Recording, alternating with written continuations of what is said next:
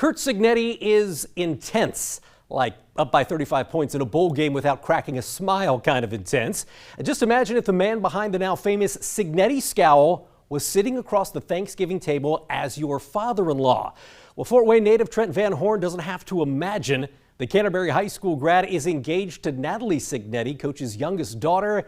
Now a neurosurgeon in Charlotte, VanHorn's had a front row seat to IU's improbable run as the coach's soon-to-be son-in-law.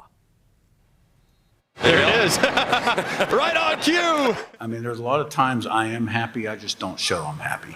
Pretty much wears that same expression all the time. I mean, Coach smiles all the time. I wouldn't say he's like cracking jokes all the time, but like he's a funny guy and like we're always joking around at home. With IU's recent rise in the football world, Fort Wayne native Trent VanHorn is frequently asked by friends and family about the facial features of his future father-in-law. I do think it's funny, but I think it's not just to do it to like make a meme. It's literally to make everyone aware that like even though we're maybe up by a bunch of points, we still have a chance to get better every play we're out here. There are times when I'm like, Coach, maybe you don't have to have that look when we're up by 60. But I'm also like, I know what he's doing, and it's important to building what he's building. We knew they'd make a run, so we stayed in it. We stayed patient on the offensive end, got some big stops down the stretch. A basketball standout at Canterbury, Trent walked on and eventually earned a scholarship at Wake Forest, and that athletic background helping him form a bond when he met Natalie Cignetti at Wake's medical school. It was, a Saturday and we were watching college football, and I knew, she said her dad was a coach, but like I was like watching whatever game was on ESPN or whatever. And like she had her laptop out, like on some probably like pirated website, watching JMU versus like Monmouth or something like that. The score was like 58-3, and it was in the fourth quarter. I mean, she didn't miss a play, and I was like, "What are we doing here? Why are we watching every play when we're up by 60?" The point is, it was the same then as it is now.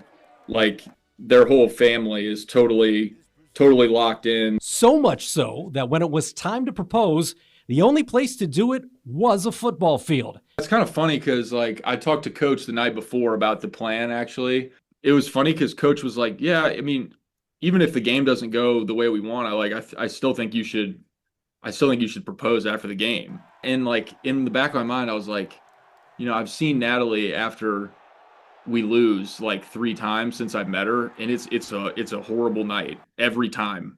Like we barely talk.